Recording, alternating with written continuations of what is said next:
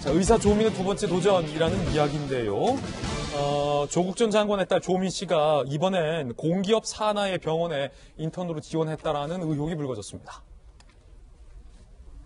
조민, 이번엔 한전 산하의 병원에 지원을 했다라는 의혹이 제기됐고요.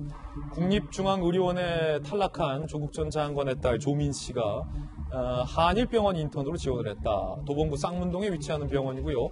한국전력공사, 공기업 산하의 한전의료재단이 운영하는 공기업 산하의 병원이 한일병원입니다. 인턴을 3명 모집했는데 3명이 지원했다. 그럼 경쟁률은 1대1이니까 면접이나 내신 성적이나 의사 국시 성적 혹은 한일병원 측의 후보자의 심각한 자질에 대한 문제가 아니라면 통상 합격이 굉장히 용이해지는 상황으로 보이는데요. 오늘 마침 최종 합격 여부가 발표가 된다라는 겁니다. 이 의혹을 제기한 의사단체 측 회장은요, 이렇게 요구를 하고 있습니다. 임현택 대한소아청소년과 의사회 회장은요, 조 씨가 한일병원 인턴 모집 요강에 따르더라도 결격 사유가 있는 자에 해당한다. 부정 입학으로 의사의 자격 없는 조민 씨를 인턴 임명하는 경우 의사 자격 없는 자가 진료하게 돼 환자들의 목숨이 위험에 처하게 되는 심각한 문제를 초래한다.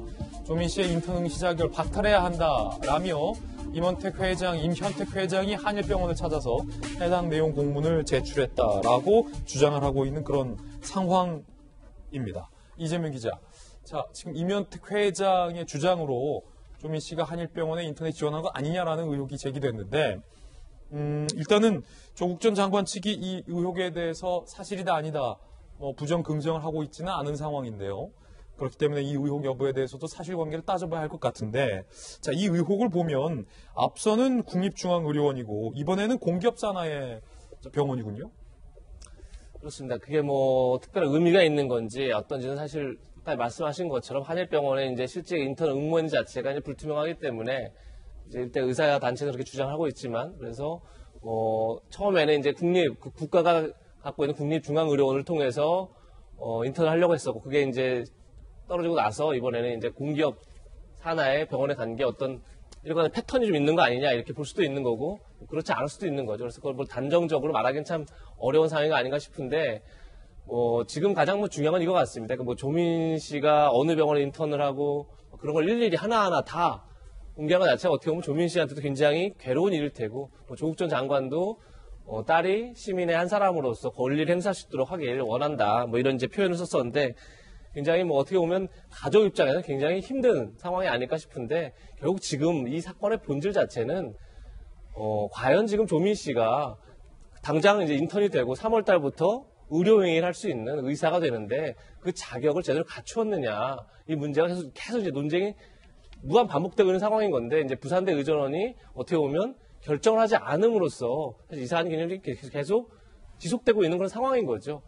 그런 점에서 이게 만약에 의료행위를 하고 나서, 지금 의사단체도 계속해서 이런 성명을 내고 하는 것도 의료행위를 하고 나서 나중에 만약에 대법원까지 가서 허위 서류를 가지고 부산 의전원에 입학한 게 확인이 되고, 그래서 결국 의사 면허가 박탈이 됐을 경우에 그 의료행위에 대한 책임을 누가 질 수 있느냐, 이런 문제가 제기되는 거기 때문에 지금까지 단 한 번도 없던 사안인 만큼 저는 복지부든 교육부든 정부 차원에서 이 문제를 정리하지 않으면 이 문제가 계속 반복될 수밖에 없기 때문에 좀 정부 차원에서 좀 정리를 해야 된다, 이런 생각이 듭니다. 예, 물론 이 의혹의 사실 여부부터 진유부터 좀 가려야 한다는 말씀 거듭드리겠고요. 자, 그런가 하면 부산대 측의 지난달 22일 주장이 사실과 다르다라는 비판도 제기됐습니다. 그때 뭐라고 얘기했는지 들어보시죠.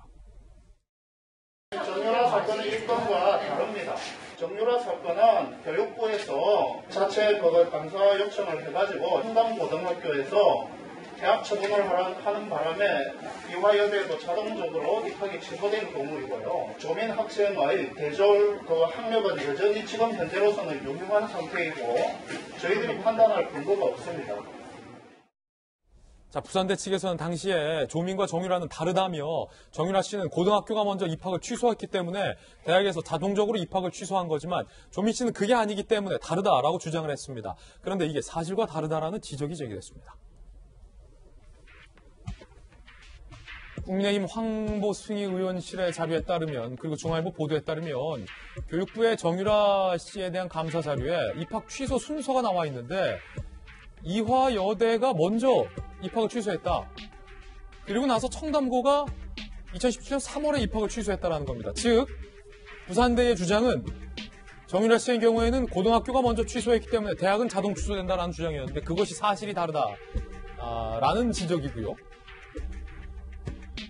황 의원은요, 부산대가 해명한 선 고등 졸업 취소 후 대학 입학 취소는 사실이 아니다. 이에 따라 자동 입학 취소했다는 부산대 해명 거짓이다. 자, 이에 대해서 부산대는요, 언론 보도 통해 청담고 입학 취소 후 2대 입학이 자동 취소된 것으로 파악했다. 잘못 알고 있었다. 서울시 교육청이 청담고의 입학 취소 지침 내린 게 2016년 12월 2대 입학 취소보다 먼저다라고 입장을 밝히고 있습니다. 박정하 대변인. 네. 왜 부산대에서 조민 씨에 대해서 입학 처분을 하지 않느냐라는 논란이 거세는데요. 그 와중에 나왔던 해명입니다. 글쎄 잘 모르겠어요. 자기네 학교에서 판단을 해가지고 이게 문제가 있다라고 판단이 들고, 그 다음에 혹은 1심 판결의 결과에 따라서 정리를 하면 될 것이지, 그걸 굳이 이전에 정유라 씨는 어떻게 됐으니까, 라고 핑계를 대는 것 자체가 이해가 되지 않는데, 그마저도 잘못된 사실을 갖고 해명을 했었다는 것. 글쎄요, 이게, 그래도 그 많은 학생들을 가르쳐야 되고, 그 많은 인재들을 배출해내야 되는 대학 입장에서 저렇게 무책임하게 얘기를 할 수 있나 싶은 생각이 우선 하나 들고요.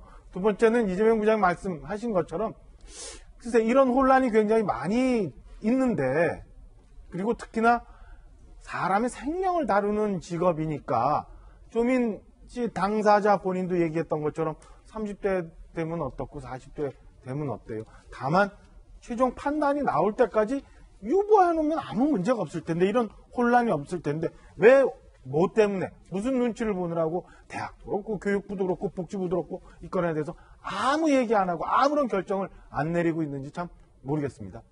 박수현 대변인. 예. 어쨌든 이런 문제가 이제 계속 나오는 것이 얼마나 좀 고통스러운 일이겠습니까?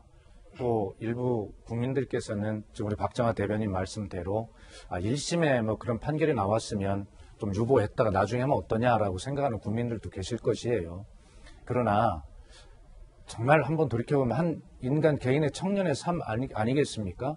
응시 자격을 취소하라라고 주장하는 것은 이 조국 전 장관의 딸에게 응시 자격이 있다는 것을 현재로서는 거꾸로 증명하는 것입니다. 그리고 대법원의 확정 판결이 나오기까지, 그리고 부산대학교에서 입학 취소를 하기 전까지는 이 조국 전 장관의 딸은 자기 자격과 권리를 가지고 도전할 수 있는 존엄한 인간입니다. 그것은 보장이 돼야 된다고 생각해요. 자, 그리고 이 문제를 계속 제기하고 있는 분을 한번 생각해 볼까요? 대한 소아청소년과 의사협회 회장이시라는 분이죠. 이분은 문재인 정부의 대표적인 의료정책인 문재인 케어에 반대하면서 그 정책의 토론회를 하는 세미나장에 와가지고 연단에 누워서 뭐라고 했냐면, 문재인의 지지율을 떨어뜨려서 대통령을 감옥으로 가게 하는 아름다운 전통을 이어가자라고 그렇게 시위를 했던 분이에요. 그러면 이분이 이 개인 SNS에 쓴 이 의혹의 제기나 그 다음에 그렇게 시위를 했던 그것이 대한청소년과 의사협회 전체 학회 의견입니까? 협회 의견입니까? 아니면 그런 정치적 성향을 가진 이 회장 개인의 의견입니까? 구분을 해주셔야 되고요. 그리고 언론이 계속 쓰는 것도 좋지만 그런 것들을 구분해서 해줘야 된다는 말씀을 드리고 싶어요. 그리고 정확하게는 현재는 1심 판결이 났지만 전체 무죄를 다투고 있는 상황이고, 대법원 판결이 나야 부산대학교 입장을 정확히 말씀을 하셔야 되는데, 그 판결이 난다 하더라도 설사 그래서 정경심과 이 딸이 공모를 해서 유죄가 된다 하더라도 그 이후에 부산대학교는 규정에 의한 법에 의하면 그 심사위원회를 거쳐서 결정하게 돼 있어요. 그런데 어떻게 대법원 판결도 나기 전에 대학 보고 결정을 하라고 합니까?